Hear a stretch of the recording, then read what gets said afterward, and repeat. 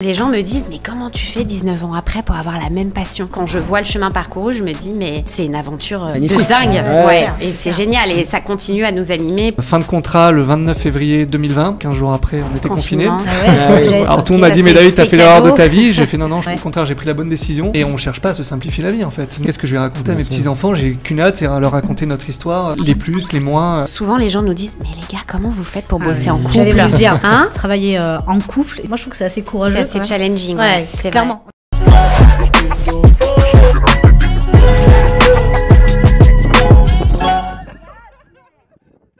Salut à tous et bienvenue dans ce nouvel épisode des Icônes de l'immobilier, le podcast qui retrace les histoires inspirantes des conseillers et agents immobiliers de France. Aujourd'hui, je suis super content de faire cet épisode parce que je reçois non pas seulement un conseiller mais un couple et donc ça c'est relativement rare. Je suis accompagné comme d'habitude de ma très chère et tendre épouse Céline. Bonjour à tous. Et je suis accompagné aujourd'hui aussi de David et de Anne. Hello, bonjour à Salut à tous les deux et bienvenue. Eh ben merci à vous pour l'invitation. Ouais, merci, on est ravis d'être là. Ah super, ça faisait un petit moment qu'on se suivait sur les réseaux sociaux, mais on n'avait jamais eu l'occasion de faire un épisode de podcast comme ça. Et donc là, ça va être l'occasion de nous raconter votre histoire.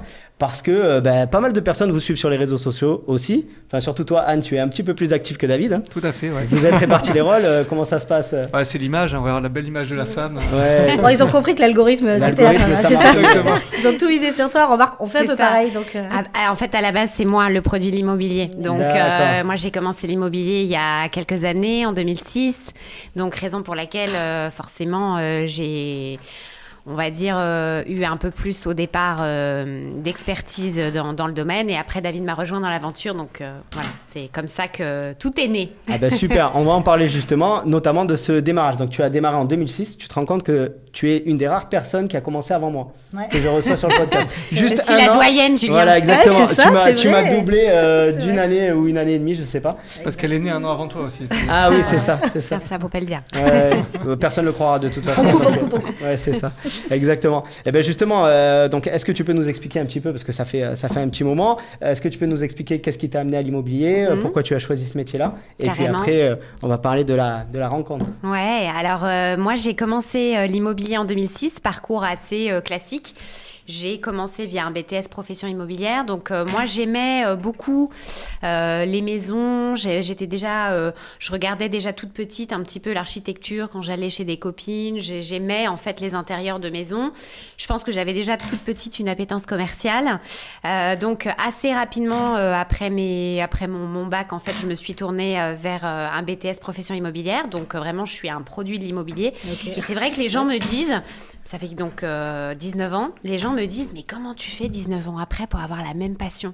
Parce qu'en fait, c'est un métier avec des hauts et des bas, parce que forcément, on a connu des crises. Hein. Mais c'est un métier que j'aime toujours autant, qu'on peut faire différemment, que j'ai appris à apprivoiser aussi sur d'autres aspects. Donc voilà, j'ai commencé profil assez classique en agence immobilière. Donc j'ai fait mon BTS en alternance dans une agence de quartier en région parisienne. Et c'est vrai que très très rapidement, ça m'a passionnée. Donc je travaillais en plus, j'ai eu la chance de travailler dans une agence qui faisait du haut de gamme. Donc c'était hyper intéressant parce que très rapidement j'ai pu voir des biens de qualité, j'ai rencontré des professionnels de qualité, des vendeurs qui étaient inspirants avec des belles histoires, avec des beaux biens. Donc c'était hyper sympa. Et puis donc après j'ai continué après mon BTS dans une autre agence où j'ai très très rapidement monté les scores et fait pas mal de ventes sur plusieurs années où je faisais des beaux chiffres d'affaires. Agence familiale aussi ou une franchise cette fois-ci? Alors, c'était pas une franchise, c'était une agence indépendante, mais une agence qui faisait du syndic, gestion loc. Et moi, je m'occupais toute seule du pôle transaction et j'envoyais à peu près entre 35 et 40 ventes chaque année. Donc, je me débrouillais plutôt pas trop mal. À quel âge, t'étais jeune, là, du coup? Ouais, là, j'avais 20... donc, j'ai commencé, du coup, dans cette agence en 2009. Donc, j'avais 22 ans.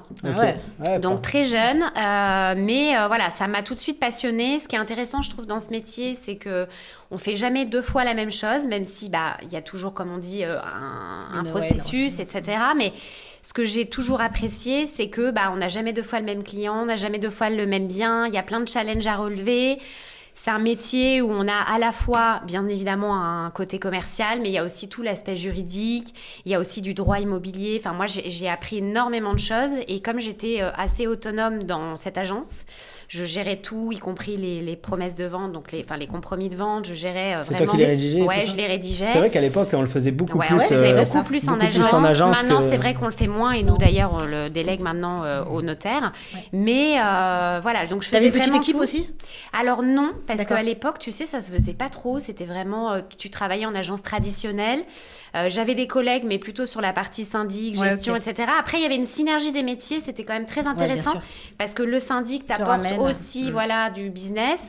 Et puis, le fait aussi de côtoyer des professionnels en administration de biens, c'est intéressant parce que tu vois aussi comment se déroule l'assemblée générale.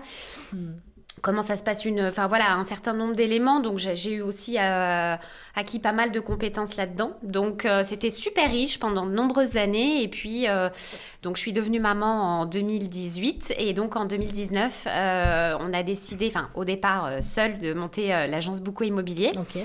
Et puis, assez rapidement, David m'a rejoint dans l'aventure un an et demi après. Donc, sur quel secteur, cette agence, du coup? Alors, pareil, sur là où on vit. Donc, nous, on est en région parisienne, au sud du 92. Donc, on touche vraiment, on est à 6 km des portes de Paris. Donc, c'est super, c'est une banlieue qui est super agréable parce que très verte, parce que très familiale. Et on touche vraiment Paris, on est à 20 minutes du centre de Paris. Donc, tout fonctionne. Mais voilà, du coup, j'ai, assez naturellement après, j'ai monté Bouco Immobilier avec le soutien de David au départ un peu en backup. Et puis, 1 an et demi après, c'était tellement le feu qu'il a fallu m'aider du renfort. Et donc, super David est arrivé dans l'aventure. Ah ben super, c'est pas commun quand même.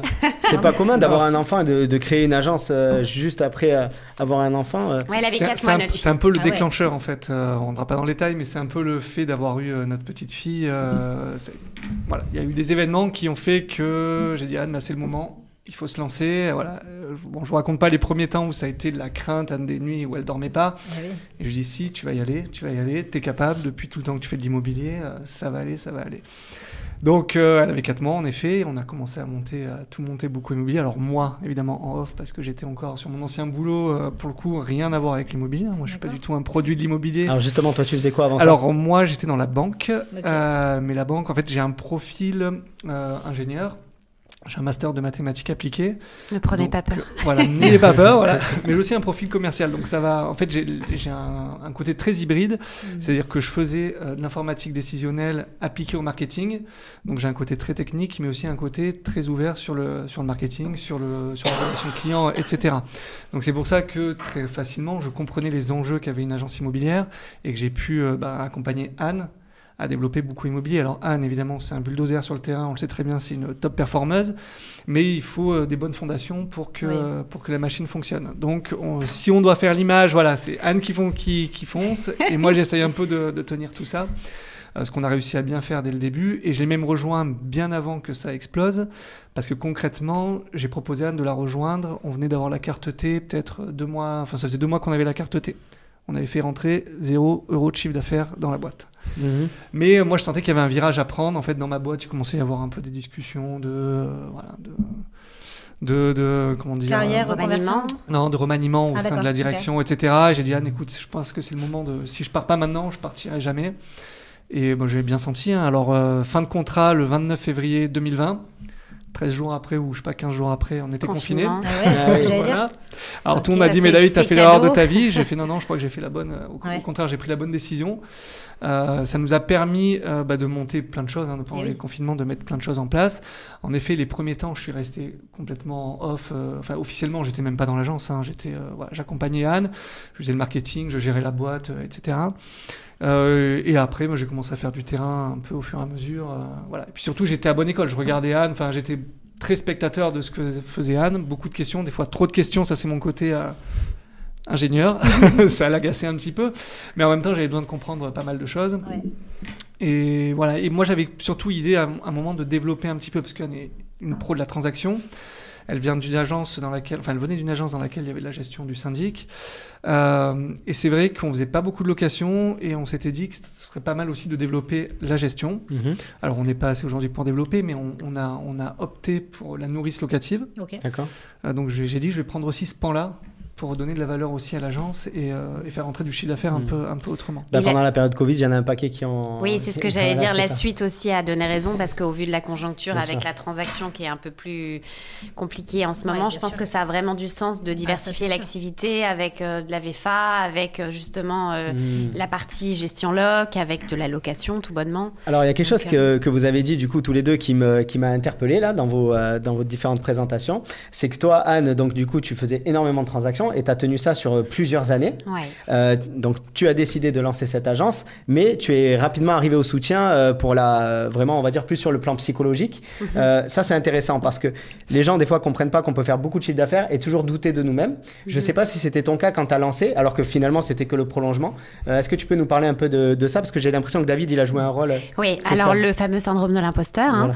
Voilà. En fait, donc j'avais beau faire de l'immobilier depuis plusieurs années, performer, être une bonne professionnelle, parce que j'ai mis du temps à m'en rendre compte, mais je suis une bonne professionnelle. J'avais un petit peu, au départ, me lancer. En fait, je trouvais que c'était un gros challenge parce que je me disais, OK, je sais produire, je sais faire un certain nombre de ventes dans l'année, mais gérer une agence, c'est du job quand même, parce qu'il y a plein de choses à côté. Et on va dire que c'est ça qui est intéressant, ce soutien donc marital et du coup après entrepreneurial que vous connaissez vous aussi, était intéressant parce que David m'a soutenue en me disant mais Anne, t'es largement capable et David a apporté un certain nombre d'expertise, je vois que ça vous fait sourire tous les deux, parce que moi, il y a notamment, alors il n'y a pas que la comptabilité, mais il y a un certain nombre de points sur lesquels moi non seulement ça ne m'anime pas, mais en plus je n'ai pas de compétences ni d'appétence là-dedans. Et donc c'est intéressant parce que David m'a apporté tout ce soutien-là et surtout un appui de me dire Anne, au pire tu te lances et même si ça va pas, il y a plein d'agences qui te veulent autour, donc crois-moi que le job tu vas en trouver en fait, donc tu pourras rebondir. Et c'est vrai que ça m'a rassurée de me dire j'ai un potentiel filet de sécurité et si jamais ça va pas, je retournerai en agence ou je ferai autrement. Mais c'est vrai que ce soutien ça a été très important aussi pour nous et ça a été un vrai tournant. Je pense que David avait cette vision entrepreneuriale que moi je n'avais pas. Moi j'étais vraiment la vraie productrice et on en voit beaucoup en agence des top performers qui performent, qui sont très bons mais qui n'ont aucune ni envie ni besoin. Après, il faut aussi avoir les compétences parce que, comme tu l'as dit très justement, il y a vraiment plusieurs domaines quand on devient entrepreneur dans l'immobilier. C'est pas la même chose que quand on fait que produire. Il y a tout l'aspect marketing dont tu parlais qui est super important. Oui, la vision long terme aussi, parce que on a assez rapidement travaillé où est-ce qu'on voulait aller, sous combien de temps. Puis l'administratif, le management aussi, parce que là aujourd'hui vous avez des équipes, donc vous allez pouvoir nous en parler aussi. Oui, on a développé ensuite, mais on s'est dit quel chemin on veut prendre, et c'est vrai que David avait vraiment cette expertise-là, où moi en fait je n'étais pas du tout ouverte à ça, et au fur et à mesure par contre, quand je vois le chemin parcouru, je me dis mais... En fait, c'est une aventure de dingue, et c'est génial, et ça continue à nous animer pour plein de nos projets. Et souvent, ce que je dis à Anne, c'est que, en effet, quand on fait que de la transaction, comme tu dis, un conseiller qui fait que ça, il se concentre que là-dessus. Et des fois, je lui dis, tu vois, tout ce qu'on gère à côté, en fait, il y a plein d'énergie qu'on passe ailleurs. Et c'est vrai que le focus que tu avais dans l'agence avant, tu partais en vacances, tu coupais ton téléphone, c'était les collègues qui géraient. Tu t'occupais de tes clients, tu relançais tes vendeurs, tu relançais tes acquéreurs. Maintenant, c'est autre chose. Tu vois aller avec quel partenaire je vais travailler, est-ce que je dois changer de partenaire parce que ça ne fonctionne pas, comment est-ce que je veux développer par la suite. Et donc forcément, on n'est plus du tout dans le métier d'agent immobilier. On a une partie, mais on a aussi le partie de développement de l'agence. Mais c'est hyper enrichissant, nous, on adore ça, c'est ce qui nous permet aussi de rencontrer beaucoup de monde, faire beaucoup de réseaux et surtout on rencontre de belles personnes. Et aujourd'hui, on choisit aussi des partenaires par rapport à l'humain. Bien sûr. C'est le plus important. Voilà, et c'est vrai que ça joue beaucoup. Et aujourd'hui, on a fait le salon Rent, le salon de la FNAIM. Les 2 jours au Rent, je crois qu'on est arrivé, on n'a pas eu le temps d'aller sur les stands parce qu'en fait, je crois que c'est la première année où on rencontrait tellement de monde, soit qui nous voyaient sur les réseaux, ou soit des nouveaux partenaires ou autres, des gens qui voulaient nous rencontrer en tout cas. Et on est ressorti de là, mais avec une énergie en disant ça fait du bien. Ça Oui, sort un peu du cadre, mais en fait, les gens nous ont raconté leurs projets, on a parlé de plein de choses, et ça, c'est hyper intéressant. Et je trouve qu'on s'élève dans une démarche entrepreneuriale qui est autrement, qui est autre que quand tu restes au stade de prod. Bien sûr, voilà, je bien pense sûr. que vous connaissez ça aussi avec votre développement, mais c'est vrai que c'est ultra intéressant et on est très content d'avoir pris ce virage. Alors moi, ce qui m'intéresse beaucoup du coup, donc tu as rejoint en 2020, c'est ça? 2020, ouais. Ouais, 2020, un an et demi après, un an après. En fait, on a eu la carte de transaction le 13 mai, je crois. Ouais, 13 mai quelques mois 2019, après. Donc ça s'est fait assez vite, finalement. Ouais, Ok. quelques mois après. Est-ce que vous pouvez nous parler un petit peu plus de comment vous gérez ça, le côté vie pro, vie perso quand on travaille en couple, et comment vous répartissez les rôles au sein de votre agence? Vas-y David, je te laisse la main. Alors il y a le côté, la partie privée pro en effet, donc on a notre petite fille Nina qui a 6 ans aujourd'hui, bientôt 7. On gère, alors pour l'école, l'amener à l'école, aller la chercher, on alterne, on la garde les mercredis aussi et les vacances scolaires. Alors comment on fait? Alors c'est pas compliqué, nous on s'est lancé aussi à notre compte pour se dire que on travaille beaucoup. Mais par contre, on veut du temps de qualité avec notre fille. Ouais. C'est-à-dire qu'à un moment, il y a du temps pour elle, même si on doit retravailler le soir, si on doit travailler les vacances, les week-ends, c'est pas un souci. Mais en tout cas, on se dispatche en se disant, voilà, moi j'ai des rendez-vous là, je dois faire ci, je dois faire ça, donc c'est toi qui gères la petite, soit pour l'école, soit pour les mercredis ou les vacances. Donc on va le gérer comme ça. Et comment on dispatche l'activité?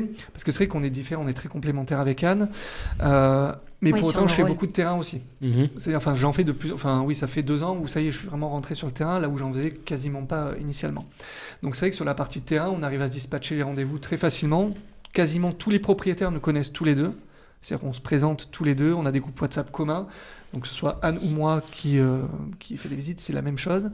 Donc ça, c'est vrai que ça aide beaucoup. Ce qu'on n'avait pas au début. Anne avait un peu de mal au début à dire mais c'est normal, hein, beaucoup immobilier, c'est Anne Boucaud, je suis la sachante.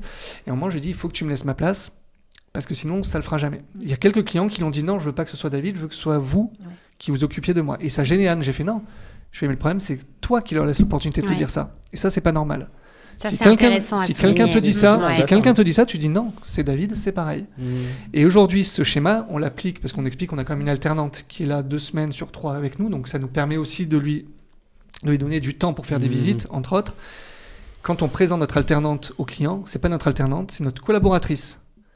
Et on leur dit tout de suite, elle vient avec nous parce qu'elle pourra faire visiter votre bien. Et on lui laisse pas le choix. Et quand on pose le cadre comme ça, les gens l'acceptent naturellement. C'est ça, on a appris à poser le cadre. Moi, j'ai aussi appris à poser le cadre avec David parce que c'est ça qui est intéressant quand tu as un associé, d'ailleurs, que ce soit ton mari, ta femme ou peu importe qui. Au début, j'avais du mal à laisser David prendre le lead. Donc voilà, il y a eu toute une organisation entre nous, mais auprès des clients, comme tu dis, il y a eu vraiment ce côté où maintenant l'image, aujourd'hui, c'est Anne et David, c'est plus que moi. Et donc, il y a eu une orga entre nous, mais aussi vis-à-vis des clients pour que ce soit clair pour tous. Et avec notre alternante, après, on pourra peut-être en parler dans le deuxième lieu, mais on a monté une autre structure où on a des agents co. Donc c'est pareil, comment on se répartit aussi les rôles sur le management. Mais je dirais qu'aujourd'hui, on fait du terrain vraiment tous les deux. David a toute la partie, on va dire, partenariat, développement d'agence, toute cette vraiment partie-là, vision long terme. Puis David prend, j'ai beau être une fonceuse, mais il prend plus de risques que moi. Je l'assume. Donc voilà, il va avoir cette vision plus entrepreneuriale, on va dire, même si avec le temps, j'ai bien avancé dessus. Et moi, je reste quand même beaucoup sur la partie opérationnelle. Bon, moi, j'adore le closing, j'adore un certain nombre de choses qui caractérisent vraiment les ventes immobilières. Et puis moi, je suis une rentreuse de mandat. Donc voilà, peut-être que moi, je vais avoir plus cette partie-là. Mais on est assez complémentaires. Donc c'est intéressant. Comme tout le monde, il y a eu des hauts et des bas. Mais je trouve qu'on fait un beau binôme, en tout cas sur... On a bien défini aussi les rôles. Et ça, notre expert comptable nous en avait parlé. Je trouve que ça a du sens d'en parler aujourd'hui.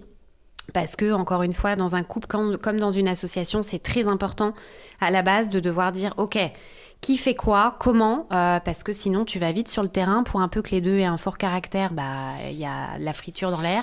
Donc, c'est intéressant aussi de pouvoir se dire qui fait quoi, comment. Et quand il y en a un qui prend une décision sur quelque chose, c'est OK. Il faut que l'autre se mette dans le... Exactement. Et c'est important de le faire aussi parce qu'on va un peu garder l'énergie. Parce qu'en fait, si on veut tout maîtriser... À un moment, on met de l'énergie partout et c'est pas possible. Donc, à un moment, c'est important de laisser chacun aussi gérer certains sujets. Et même à sa manière, je dirais. Et à sa manière, oui. À sa manière, parce que c'est vrai que quand on est dans la performance comme ça, on a une méthode qui fonctionne pour nous. Et c'est vrai qu'on a du mal parfois, surtout au début. Et je l'ai connu, moi, quand j'ai recruté mon premier commercial, c'était un peu la même chose, je pense, que toi. Tout ce que je le voyais faire, je voyais des défauts partout. Alors qu'en réalité, il arrivait des fois au résultat en ayant appliqué pas du tout ma méthodologie. Ouais, on mais va c'était dire. intéressant aussi pour toi de voir comment. Ouais, exactement. Comment et ça m'a très vite ouvert l'esprit sur ce sujet-là, tu vois. Mais je comprends totalement. Mais après, notre force, on est complémentaires vraiment sur plein de choses. Mais il y a des clients aussi avec qui ça matche mieux avec Anne et d'autres où ça matche mieux avec moi. Mais on sait se le dire. Et on sait dire quand des fois je lui dis Anne, là, c'est toi qui y vas, c'est toi qui vas closer. Des fois, elle me dit là, ce client-là, enfin souvent cette cliente-là, elle me dit va parce qu'elle aime bien les hommes. Et souvent, elle me le dit, c'est rigolo. Donc je vais prendre le lead là-dessus. Mais au moins, on se le dit et on est conscient. On dit avec toi, ça passe mieux. Je sais que on ira plus vite au résultat.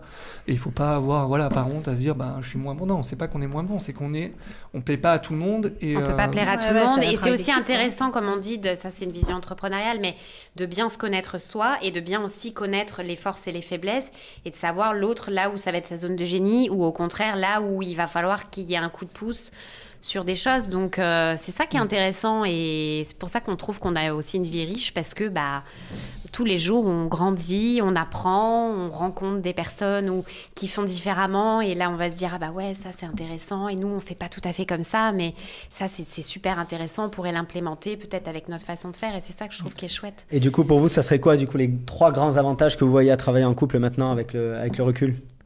Déjà, on a notre temps commun, on peut gérer notre planning ensemble. Alors, c'est bête, mais il y a beaucoup d'entourage qui dit les vacances, je pars tout seul avec les enfants parce que j'ai pas les congés, etc. Donc, nous, c'est vrai que c'est pas mal de gérer ça. Alors, ça a le côté aussi négatif où on se dit, du coup, qui est à l'agence? Alors, c'est vrai qu'on n'a pas totalement répondu à ta question d'avant. Donc, qui a notre alternante qui prend on fait en sorte qu'il y ait toujours quelqu'un. Donc, soit l'alternante, soit nos collaborateurs. On a 7 collaborateurs aujourd'hui sur une deuxième agence, mais qui peuvent très bien gérer nos mandats aussi sans problème. Donc, on peut partir assez aisément. Ça, c'est le premier point. Après, peut-être la flexibilité, je trouve, qui est intéressante parce que, comme tu dis, on arrive à s'organiser bien comme ça. Le deuxième point, pour répondre à ta question, moi, je dirais que c'est un projet qu'on porte à 2. Et souvent, les gens nous disent « Mais les gars, comment vous faites pour bosser en couple ?» J'allais vous le dire. Nous, c'est peut-être la question qu'on nous pose le plus. Comment vous faites? Moi, je ne pourrais jamais travailler avec mon mari, ma femme, parce qu'on est très différents. Et en fait... nous, on répond toujours, en fait, ça reste un projet qui nous anime, qui est intéressant parce que on a l'impression aussi qu'on est non seulement plus soudés, mais aussi que comme on porte un projet commun, on dit aussi que le ciment d'un couple, c'est aussi ce que tu partages au quotidien. Et pas justement, chacun fait son projet, chacun fait son sport, chacun fait sa vie. Nous, ça nous renforce dans cette partie-là parce qu'on s'élève aussi. Donc, je dirais qu'il y a ce côté rassembleur. Et ça c'est soude aussi, ça soude et c'est beau. Après on s'est toujours dit si ça va pas dans un domaine parce que du coup c'est vie pro vie perso que vous connaissez mélangé, mais on s'est toujours dit on se dit les choses.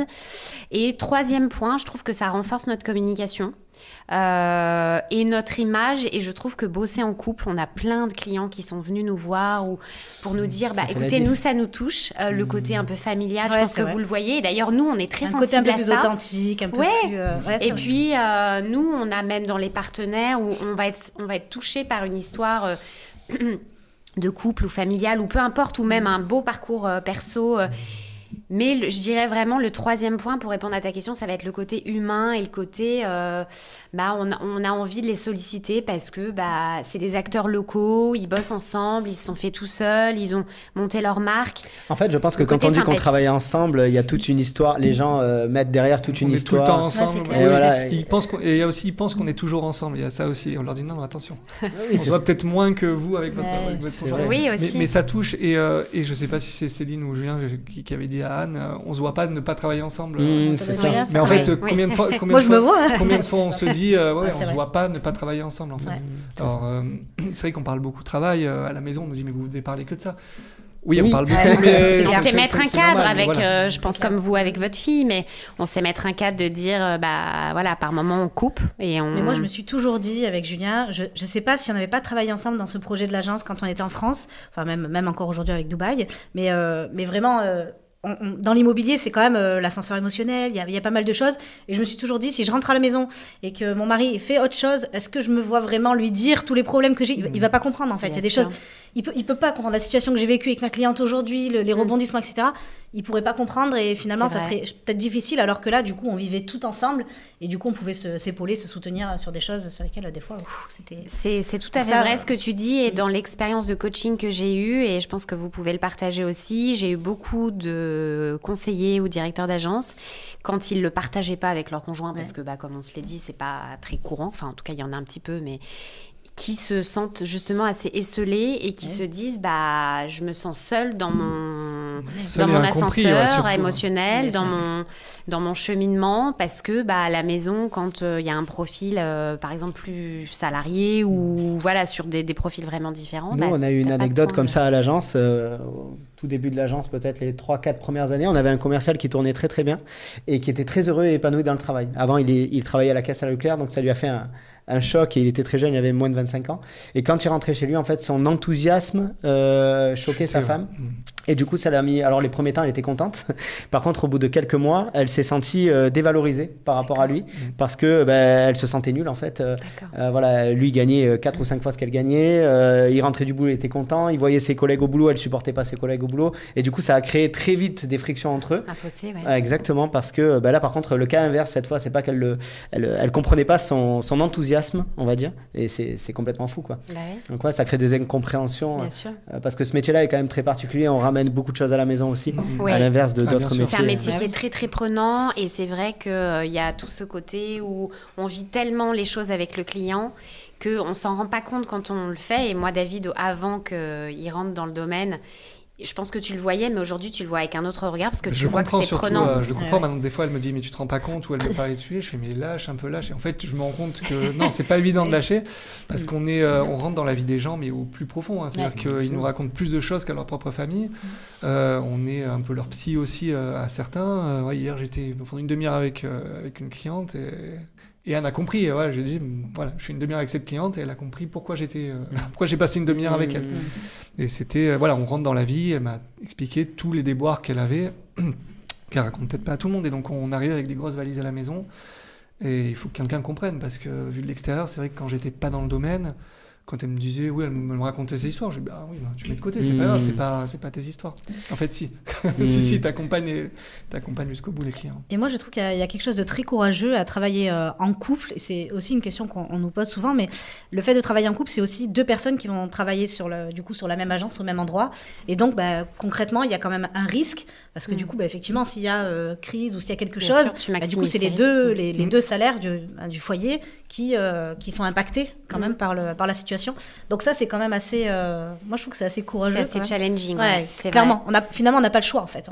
Ça doit marcher. Sais ce qu'on se dit, ce que des fois, je lui dis, quoi qu'il arrive, on se débrouillera, parce que on sait qu'on trouvera des solutions. En fait, là, on a vécu les crises 2023-2024, où en fait, tout allait bien, 2021-2022, puis d'un seul coup, on se retrouve avec la trésorerie qui fond, etc., à se poser des questions, à réduire les investissements, et à même avoir un peu peur, à se dire, mais qu'est-ce qui va se passer ? Et je lui ai dit, on trouvera, quoi qu'il arrive, quelque chose, parce qu'on a les énergies parce que si c'est pas dans l'immobilier, on trouvera des nouvelles idées, etc.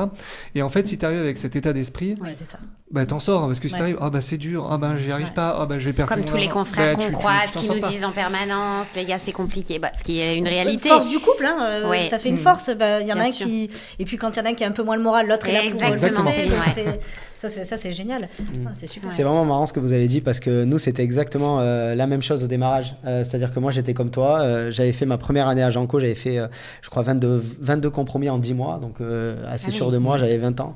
Et moi, je ne voulais pas créer l'agence. Et c'est Céline, en fait, qui a eu un peu ton courage et ce truc de dire, allez, on y va, etc. Et donc, c'est vrai qu'on peut s'encourager dans les moments de crise, au démarrage, dans les moments de crise, ou même dans les moments d'euphorie aussi. Des fois, se tempérer un peu. Tout à fait. Ça peut arriver. Parce qu'on peut s'emballer aussi. Se dire allez, on part en recrutement, on va faire ça. On prend une belle voiture. On sent le vécu là. Non, c'est vrai que j'ai eu 2-3 caprices, mais ça m'a passé. J'étais jeune, mais je vois très bien cette synergie que vous pouvez avoir. En tout cas, c'est vraiment beau à voir. Ça se voit que vous êtes beau à voir, et vous êtes vraiment. On sent vraiment la complémentarité. Merci, quoi. Et l'authenticité. Vous la partagez aussi, et c'est super intéressant aussi de discuter avec d'autres entrepreneurs en couple, parce que à chaque fois qu'on a pu avoir des échanges, c'était toujours enrichissant. enrichissant et super intéressant de voir comment on le vit, quoi.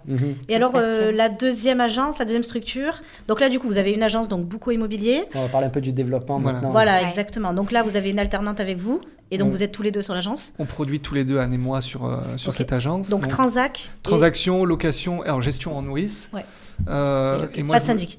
Pas de syndic, ça ne va pas faire. Moi, je me suis formé sur le viager. J'aimerais bien développer cette partie-là. David veut développer le viager. Donc, je me suis formé le mois dernier, donc voilà, ça va être à venir. Mais en tout cas, transaction, location sur cette agence. Donc 7 collaborateurs sur cette Alors non, sur celle-ci, on n'est que tous les deux post-alternantes. Pardon, quand je parlais des 7, c'est sur l'autre agence qui s'appelle Les Toits de Robinson. Donc on partage le bureau, dans la même agence. Il y a les 2 logos sur l'agence. On a monté une deuxième marque parce qu'en fait, moi, je faisais régulièrement des intercabinets avec un super agent immobilier, une femme qui travaillait dans un grand réseau national. Et en fait, elle ne se retrouvait plus dans les valeurs du réseau et elle trouvait qu'elle était une parmi des millions alors qu'elle faisait quand même top 10 France, donc elle s'envoyait un petit peu. Et elle m'a toujours dit, Anne, ça serait cool qu'on bosse ensemble. Sauf que quand tu t'appelles Bouco Immobilier, c'est vrai que souvent les gens ils viennent pour toi. Et donc on a décidé de monter une deuxième marque qui s'appelle les Toits de Robinson, qu'on a monté début 2021. En fait, elle est venue nous solliciter en 2020. Moi, je venais d'arriver dans l'agence et été 2020, Laure nous sollicite.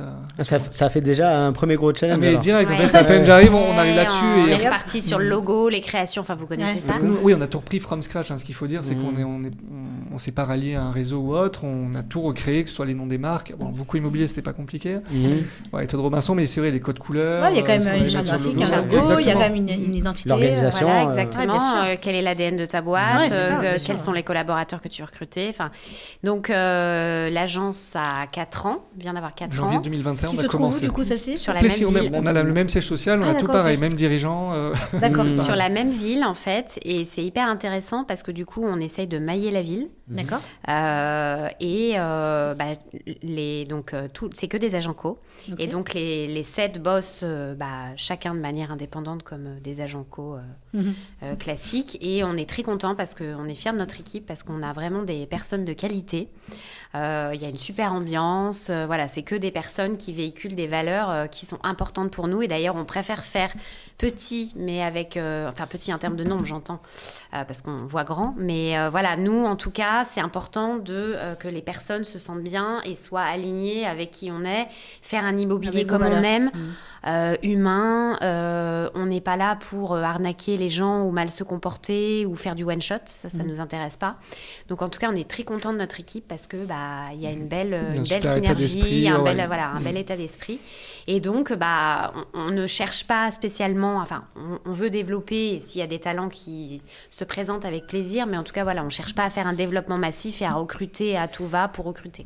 On pourrait parler un peu du modèle aussi que vous avez choisi, parce que nous aussi, c'était le modèle sur lequel on était. On était un peu dans la même, j'ai l'impression, dans la même philosophie, c'est-à-dire que nous, on préfère avoir une petite équipe avec que des gens qui performent, qu'une grande équipe étendue, avec qui on a moins de rapports déjà humains au quotidien et qui performent moins où chacun performe moins. Du coup, pourquoi avoir fait ce choix d'être indépendant? Parce qu'aujourd'hui, on peut quand même se poser la question. Nous, c'était il y a déjà plus longtemps, c'était plus classique, mais là, aujourd'hui, c'est moins classique. Du coup, pourquoi avoir fait ce choix-là? Je te laisse la main, David. Alors, le choix, il est sur une vision très long-termiste. Donc, en fait, c'est vrai que si on raisonne court terme, clairement, il faut se rallier à un réseau, il faut devenir mandataire.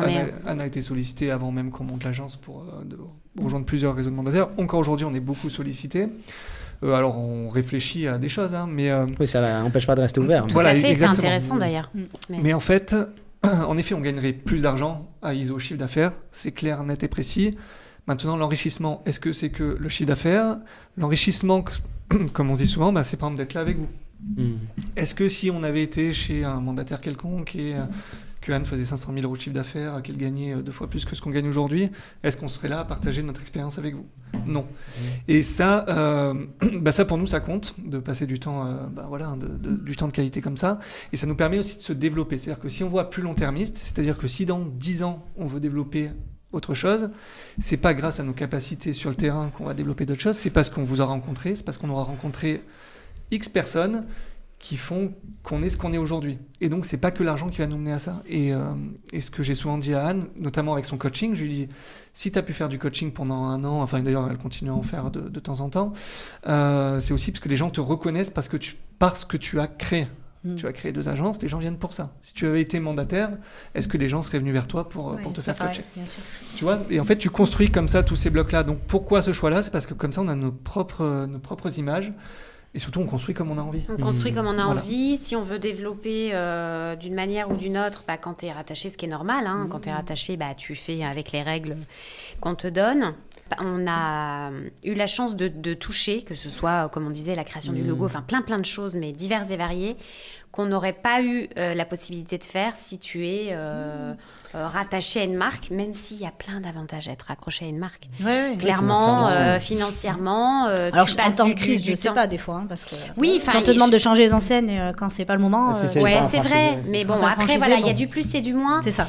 Mais nous, on se dit, on a eu pour nous, c'est vraiment une chance et une opportunité de créer tout. Et du coup, je pense que ça, on n'aurait jamais pu le faire si on était parti dans une voie avec un package en main, quoi. Et puis tout à l'heure, tu as dit quelque chose de très vrai. Tu as dit on grandit aussi entre nous par rapport à notre couple, mais aussi on grandit personnellement avec cette agence-là. Donc c'est aussi une construction personnelle d'avoir sa propre entreprise avec sa propre marque. On fait évoluer tout ça en même temps qu'on évolue nous-mêmes.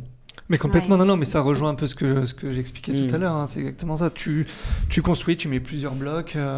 On n'est pas allé vers la facilité, et plusieurs d'ailleurs, on connaît des top performers chez des réseaux qu'on adore, et qui nous ont dit, mais je vous respecte par rapport à ce que vous faites, mais... vous pourriez vous simplifier la vie. Mais vous pouvez vous simplifier la vie, clairement. On leur répond, mais on ne cherche pas à se simplifier la vie, en fait. Nous on cherche, est heureux comme ça. Voilà. En fait, souvent, ce qu'on se dit, c'est qu'est-ce qu'on va laisser à nos enfants, à nos petits-enfants. Moi, j'ai envie de leur raconter des histoires, mes petits-enfants. Je dis à chaque fois, j'ai hâte. Enfin, je sais pas que j'ai hâte. J'ai envie que nos enfants grandissent gentiment, mais qu'est-ce que je vais raconter à mes petits-enfants ? J'ai qu'une hâte, c'est à leur raconter notre histoire, les plus, les moins, tout ça. Et ça n'a pas de valeur, ça. Enfin, nos yeux, ça n'a pas de valeur. Ouais, totalement. Et qu'est-ce que ça vous a permis de faire, du coup, l'immobilier ? Nous, à l'époque, on a aussi commencé très, très jeune. Ça nous a permis d'acheter notre RP très tôt. On était vraiment très jeunes.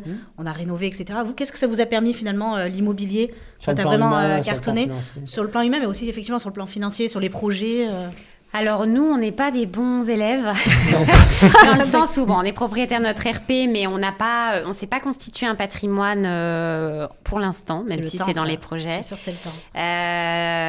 Après, moi, je le vois vraiment comme une expérience humaine, je dirais.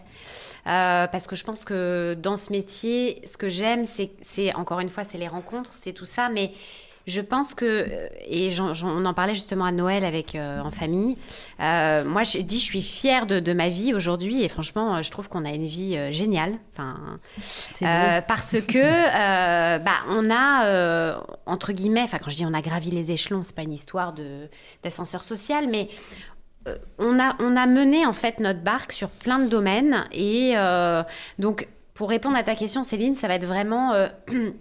pas forcément sur le côté matériel, même si on a aujourd'hui une vie confortable, mais encore une fois, tu vois, chacun a, comme on dit, chacun son Everest. T'as des gens, ils ont besoin d'avoir 10 appartements et c'est OK. Nous, pour le moment, on n'en est pas là. Mais voilà, je pense que c'est plus sur les rencontres, sur ce qu'on a réussi à construire, à faire, à s'accomplir, sur le développement, tu vois, on a eu plein d'expériences différentes, on a eu l'occasion de faire une émission de télé, on a pu faire des trucs divers et variés où en fait je trouve que on a une vie super riche et moi j'ai eu donc je me forme au coaching, enfin tu vois, je trouve que c'est très intéressant, même sur le développement. On espère racheter une agence là en 2025. Donc, tu vois, c'est plus sur ce côté où on a l'impression qu'on n'a pas une vie plan-plan, quoi. Et que en fait, on se lève tous les matins et moi, je me dis, mais gratitude, quoi. Tu vois, mais on l'a construit. Enfin. Et donc, je dirais plus ça. Je ne sais pas si toi, David, tu vas ajouter quelque chose. Non, mais tu as raison. Voilà, comme je disais, on ne s'enrichit pas que par l'argent. Après, on vit convenablement. On a une belle maison. On a une voiture sympa. Enfin, 2 voitures sympas. Mais on n'est pas des... On n'est pas très matérialiste. On n'est pas très matériel, ouais, voilà. Ouais. Et puis on a connu aussi une crise, donc voilà, qui nous a fait aussi nous remettre à notre place, hein, parce que comme toi, on achète une grosse voiture, on flambe un petit peu, même si on le faisait modérément, mais on a aussi appris à vivre avec attention, moi. Il faut faire attention parce qu'on ne sait pas de quoi demain est fait. Ça, c'était une belle expérience surtout... malgré tout, même si financièrement... Ah mais on se le dit, hein, c'est une crise, mais ça nous a appris à revoir pas mal de choses pour la boîte et nous en perso, donc c'est plutôt bien. Mais en tout cas, oui, ça nous a permis quand même de nous acheter une maison au Plessis-Robinson, ce qui est quand même sympa. Et surtout de pouvoir éduquer notre fille comme on veut. En fait, c'est surtout la base, c'est qu'on veut lui apporter tout ce qu'il faut de bien pour elle.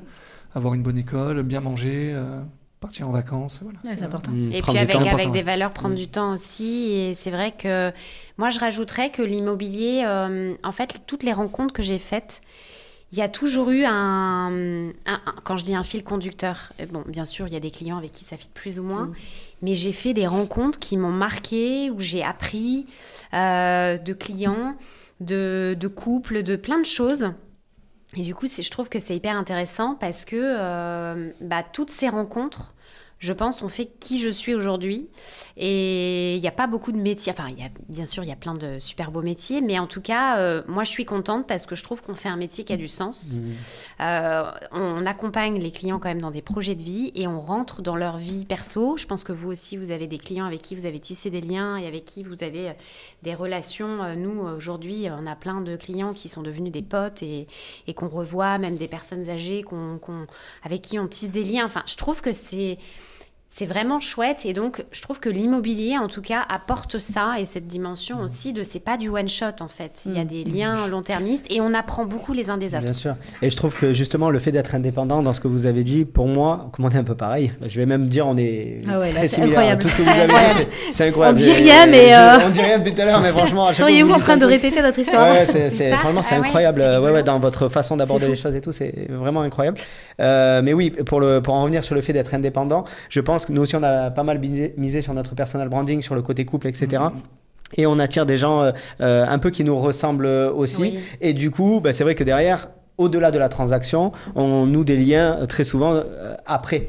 Et c'est ça qui est super. Enfin, moi, c'est ce qui me régale dans ce métier. C'est que justement, on va connecter avec des gens de tous milieux sociaux. En tout cas, nous, pour notre part, c'était vraiment le cas. Hein. Et ça aussi, c'est très enrichissant. Et donc, non, je te rejoins parfaitement là-dessus. C'est chouette qu'on partage aussi ça. Et sur les valeurs du sport, avant le podcast, vous parliez rugby. Enfin, voilà, on a plein de choses. On a quand même joué contre sans ça. Ça, c'est fou. C'est incroyable, rigolo. Non, super. Moi, je voudrais juste en venir, comme on arrive un peu à la fin de l'épisode, et qu'on est écouté par des agents immobiliers, des conseillers immobiliers, et que tu fais du coaching également comme nous. Quels seraient un petit peu tes conseils? Parce que selon toi, 2025, comment tu vois 2025 et quels conseils tu pourrais donner peut-être aux agents qui nous écoutent? Alors, 2025, pour moi, ça va être vraiment un marché de rencontres. C'est comme ça que je le vois, entre vendeurs et acheteurs, parce que 2023, 2024, alors là, je vais parler prisme notre marché parisien, parce que je sais qu'il y a des régions où c'est un peu différent, mais on va dire 2023-2024, nous, on a été clairement dans le dur, dans le sens où les prix ont baissé, mais ça, c'est un petit peu comme partout, mais c'est surtout qu'on a eu beaucoup de mal à faire atterrir les vendeurs sur les prix, et donc il y a eu beaucoup de pédagogie à faire et retrouver des acquéreurs. Donc là, pour moi, ça va être vraiment la rencontre. Donc pour moi, c'est un marché d'espoir. C'est comme ça qu'en tout cas, on le voit. C'est beau. Se dire, 2025, les acquéreurs sont de nouveau sur le marché. Et là, pour le coup, c'est plutôt unanime. Alors, il y a des régions où ça va peut-être arriver un petit peu plus tard, etc. Mais il va y avoir de nouveaux acquéreurs. Pourquoi? Baisse des taux. Et puis, si le gouvernement arrive un peu à se stabiliser, ça devrait quand même pouvoir à peu près le faire. Bien. Mais on va dire des taux d'intérêt un peu plus bas, donc de nouveaux projets acquéreurs. Et je pense que les acquéreurs ont aussi compris que les taux d'intérêt à 1%, on ne les retrouvera pas. Ou en tout cas, quand je dis ça, j'ai pas de boule de cristal, mais en tout cas, a priori, pas dans ces teneurs-là. Et pour les vendeurs, ils ont maintenant compris que les prix de 2020-2021 n'étaient plus les prix usuels. Donc, on trouve des cycles de transactions qui sont plus cohérents. Donc, vraiment pour nous, et on l'a vu là sur la fin 2024, le dernier trimestre, on a très bien travaillé. Donc, nous, on est très optimiste. Bon, d'une manière générale, on est plutôt optimiste, même dans les moments complexes. Mais 2025, pour moi, ça va être vraiment ça. Je pense que tous les conseillers, si je peux donner un conseil, qui ont été dans le dur pendant toute cette période, bravo d'avoir tenu, bravo d'avoir été résilients. Bravo de nous être adaptés, parce que tout le monde s'est un petit peu adapté. Gardons espoir, parce que je pense que 2025-2026, même si encore une fois je vous dis ça, je ne suis pas Madame Irma, enfin pas encore en tout cas, mais je pense qu'on va aller vers une période avec un peu plus de soleil et des zones vraiment d'espoir sur la suite. Donc je pense que ça devrait être une année en tout cas plutôt florissante, même si encore une fois ça dépend des régions.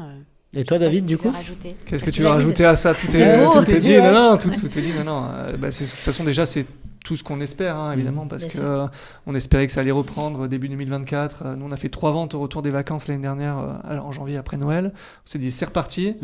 Puis pas de vente en février, pas de vente en mars. On s'est dit, bon, là, il y a un problème. Et en effet, septembre 2024, sur le dernier quadrimestre, on a repris notre train de 3-4 ventes par mois, d'offres acceptées, on va dire. Et c'est vrai que ce qu'on n'avait pas, on avait beaucoup de touristes là, sur les 2 dernières années, où moi, j'ai réalisé sur une maison à Sceaux, j'ai fait 50 visites pour une offre qui a abouti, mais 50 visites. Et là, on a beaucoup moins, là, on arrive sur moins de visites, mais qualifiées. C'est-à-dire qu'en 3-4 visites, on arrive à avoir une offre. Et c'est ce qui nous manquait. Voilà. On faire 4 visites avec une offre que 50 avec une ou deux. Des taux de conversion plus. Donc je pense qu'on a un peu moins de touristes. Ce qu'elle dit Anne, c'est que les taux aident évidemment, mais il n'y a pas que ça. Il y a les taux, mais les taux, ils ont bon dos.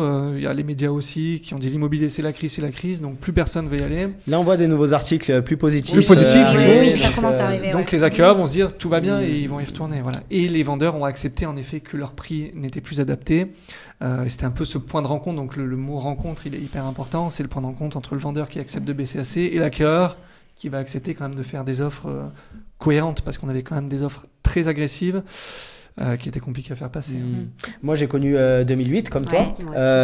Tu vois quelle différence entre les deux périodes? Moi, j'ai ma petite idée, mais... Alors moi, ce que je partagerais, c'est que en gros, 2008, ça a été relativement court, enfin en tout cas pour nous en région parisienne, c'est-à-dire qu'en gros, ça a duré, je crois, de mémoire 9 mois. Donc ça a été long pour l'époque, parce que forcément ça a été un peu plus complexe, mais je trouve que ce qu'on a vécu 2023-2024, déjà la période a été plus longue, et puis il fallait être beaucoup plus résilient. Là pour moi ça a été un laps de temps, je sais pas comment, ça serait intéressant que tu nous partages, mais pour toi dans ta région, mais ça a été vraiment une courte durée, et je ne me souviens pas d'avoir fait preuve d'une résilience ou une adaptabilité comme on a fait preuve là, où franchement, alors il y avait plein de professionnels qui avaient le moral dans les chaussettes, oui, c'est vrai. Mais je trouve que 2008 et tout début 2009, ça a été quand même assez court. Je ne sais pas comment toi tu l'as vécu, Julien. Non, je partage exactement le même ressenti. Par contre, je trouve que c'était encore plus difficile en 2000. C'était plus court, mais plus difficile, parce qu'il y avait beaucoup moins de concurrence à l'époque. Et pour preuve, nous, à cette époque-là, je ne sais pas dans ta région, mais nous, il n'y a aucune agence qui avait fermé là où j'exerçais. Donc, personne n'avait fermé. Ça avait été très dur, mais voilà. Par contre, nous, on a passé des semaines entières avec aucun acquéreur. Donc, c'était vraiment, vraiment très dur. Alors que là, on a grosso modo le même nombre de transactions qu'en 2008, mais avec un volume d'agents immobiliers qui n'a rien à partager. Donc, en fait, c'était ça qui est, à mon avis, et comme tu dis, la durée. C'est vrai que là, ça dure 2 ans. Pour la trésorerie, d'ailleurs, tous ceux qui ferment, c'est qu'il n'y a pas de trésor. Donc, si j'ai un conseil aussi à donner, c'est que je pense que cette période a fait aussi toucher du doigt aux professionnels de l'immobilier que la trésor, c'est aussi hyper important comme on dit, de se comporter aussi en bon père de famille. Donc quand ça marche bien, c'est cool, mais gardons de la trésor pour les périodes où on sait que ça va être un peu plus complexe, quoi. Et d'où pour vous aussi la raison d'avoir votre agence indépendante, de pouvoir aussi du coup développer la partie gestion. Parce que justement, quand on est en ça permet de percer la crise aussi. Là, c'est pareil. Ça, c'était hyper intéressant de se dire, il faut qu'on développe la gestion. On sait que de toute façon, pour la valo d'une société, la gestion, c'est le nerf de la guerre. Donc, on s'est mis à fond dessus. Je pense que le viager, c'est aussi quelque chose qui est intéressant à développer. Pour nous, chez nous, c'est porteur. Il faudra refaire un épisode pour que tu nous en parles. Parce que c'est vrai que c'est un sujet que moi, je ne maîtrise pas. Par contre, monter en compétence. Il est passionné par ça. On en refera un bien volontiers, parce que je pense qu'il doit y avoir c'est une niche vraiment intéressante. Il n'y a pas beaucoup de transactions sur la. Je sais plus, 5 ou 10 000 transactions. Tu vas le développer, tu vas le doubler. Mais est-ce qu'avec les temps qu'on va traverser, il y en aura pas, ça va pas être une alternative beaucoup plus appréciée? Je pense que ça va être. Et puis peut-être peu connu aussi par. Non, c'est peu connu, et honnêtement, c'est intéressant, que ce soit pour les vendeurs ou les acquéreurs. Je vais pas vous le vendre, là, je vais faire mon commercial sur le viager, mais parce que je suis persuadé de ça, et quand j'ai rejoint Anne, enfin même avant de la rejoindre, je lui ai dit, j'aimerais bien développer le viager. Sauf que on s'est retrouvé avec l'activité qui a explosé, création d'une deuxième agence, donc pas le temps pour ça, mais là, c'était le bon moment. Là, il y a des leviers. Et c'est vrai que je pense que ça, c'est une solution qui est intéressante. Ok, faudra en refaire un autre. Avec plaisir. Avec plaisir, on pourra parler plein de choses, même les ventes interactives. Vous allez venir à Dubaï cette fois-ci. Ah bah oui. Voilà, ce sera l'occasion, tu vois. De quoi? Tu as dit quoi? Vous allez venir à Dubaï cette fois-ci. Exactement, ça sera l'occasion. Eh ben super, vraiment c'était un super épisode. Vous êtes pétillant, rafraîchissant. Merci à vous. En tout cas, c'était un beau moment de partage. Donc, on s'est régalé. On espère qu'on a pu apporter de la valeur aussi aux auditeurs. J'en suis sûr. Vous êtes très inspirant. Et merci à vous. Merci pour l'invitation en tout cas. C'était super et on a sympa. hâte de vous revoir bientôt. Avec grand plaisir. Merci à tous les deux. À très bientôt. Salut tout le monde, à bientôt. Bye bye.